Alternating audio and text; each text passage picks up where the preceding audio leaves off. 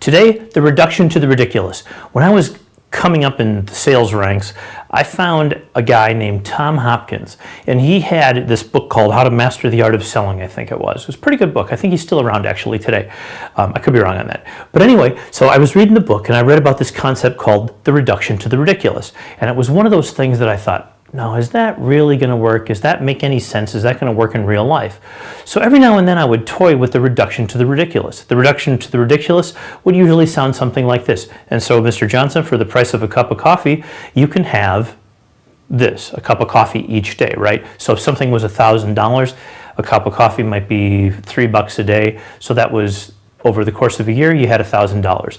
If something you might be selling for $100, you could literally say, so for a whopping 27 cents a day, you can own this set, program, series, product, have this advertisement, whatever it is, right? And so by reducing things to the ridiculous, you can often get things to be purchased that were not purchased when you offered it as $1,000 or $100.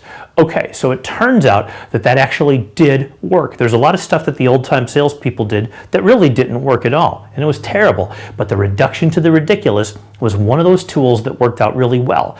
And it worked out in so many contexts that one of the really neat researchers in this area was Dr. Eric Knowles down at the University of Arkansas. When he would send people fundraising and doing this research, they'd knock on doors and they'd say, you know, we're raising money for this Johnson Foundation. Would you be able to help? Even a few pennies would help. And then all of a sudden, people would come up with more money in dollar bills than they would have come up with when they were asking people for larger amounts of money. But when they said even pennies would help, all of a sudden people started pouring out dollars out of their pockets. So by reducing things to the ridiculous, to the very tiny things, that creates images in our mind. If I say 27 cents, that's a quarter and 2 pennies.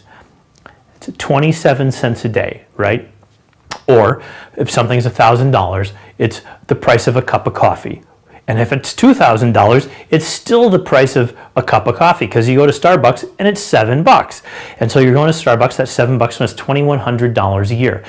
Yep, the reduction to the ridiculous. I will see you here next time.